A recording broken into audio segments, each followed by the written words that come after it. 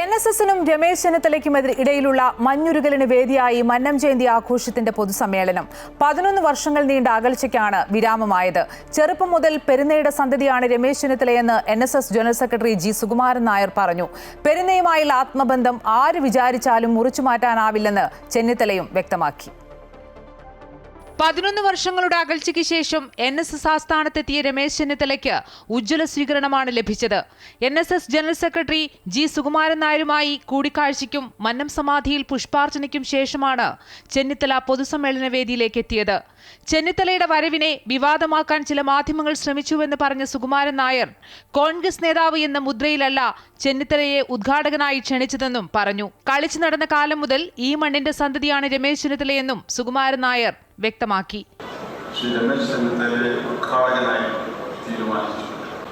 പക്ഷേ ഇത് ഒരു വലിയ വിവാദമായി കൊണ്ടുവരാൻ വേണ്ടി ചില ദൃശ്യമാധ്യമങ്ങളും പത്രമാധ്യമങ്ങളും ഒക്കെ ദിവസങ്ങളോളം ചർച്ച ചെയ്തു. ഈ നായർ സർവീസ് സൊസൈറ്റിയിൽ ഒരു നായർ വരുന്നതിന് കുഴപ്പമുള്ളൂ. മറ്റ് ഏത് സംഘടനയിലും ഏത് സമുദായ സംഘടനയിലും ആരെ വിളിക്കുന്നതിനും ഒരു കുഴപ്പമില്ല. ഒരു പത്രക്കാരും ഒരു ദൃശ്യമക്കാരും തിരിഞ്ഞു നോക്കാറില്ല അവരെ. ശ്രീ രമേശ് ചെന്നിത്തലയെ വിളിച്ചത്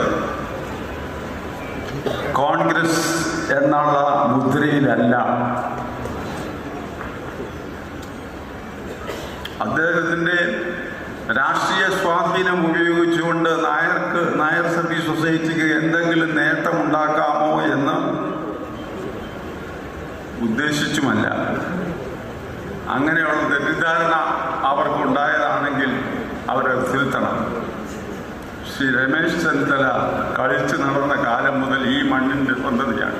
ജീവിതത്തിലെ നിർണായക ഘട്ടങ്ങളിൽ അഭയം തന്നത് NSS ആണെന്നും പെരുന്നയുമായുള്ള ആത്മബന്ധം ആര് വിചാരിച്ചാലും മുറിച്ചു മാറ്റാനാവില്ലെന്നും രമേശ് ചെന്നിത്തലയും പറഞ്ഞു.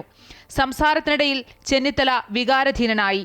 മന്നത്ത് പത്മനാഭൻ കേരളം കണ്ട ഏറ്റവും വലിയ വിപ്ലവകാരിയാണെന്നും രാജ്യത്തിന് കേരളം സംഭാവന ചെയ്ത മഹാപുരുഷനാണെന്നും പറഞ്ഞു.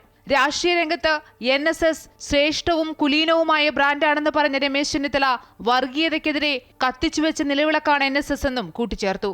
ഈ മണ്ണുമായി എത്രമാത്രം ബന്ധമുള്ള ഒരാളാണ് ഞാൻ. ആ ബന്ധം ആര് വിചാരിച്ചാലും മുറിച്ചു മാറ്റാൻ കഴിയാത്തതാണ് എന്ന് പറയാൻ ഞാൻ ആഗ്രഹിക്കുന്നു. വൈക്കം സത്യാഗ്രഹത്തിന്റെ 20 വർഷം മുമ്പ് മാനവത്തിലാവ് ദേവീക്ഷേത്രം തുറന്നു കൊടുത്ത മന്നത്ത് പത്മനാഭൻ കേരളം കണ്ട ഏറ്റവും വലിയ വിപ്ലവകാരിയാണ് എന്ന് ഞാൻ അഭിമാനപൂർവ്വം പറയാൻ ആഗ്രഹിക്കുന്ന കാര്യമാണ്. നീണ്ട 11 വർഷങ്ങളുടെ അകൽച്ചയ്ക്ക് ശേഷം NSS ആസ്ഥാനത്തെത്തിയ രമേശ് ചെന്നിത്തലയുടെ വാക്കുകൾ NSSുമായുള്ള ബന്ധം മുൻകാലത്തേക്കാൾ കൂടുതൽ ദൃഢമാക്കുന്നതായി. അമൃത ന്യൂസ്, കോട്ടയം.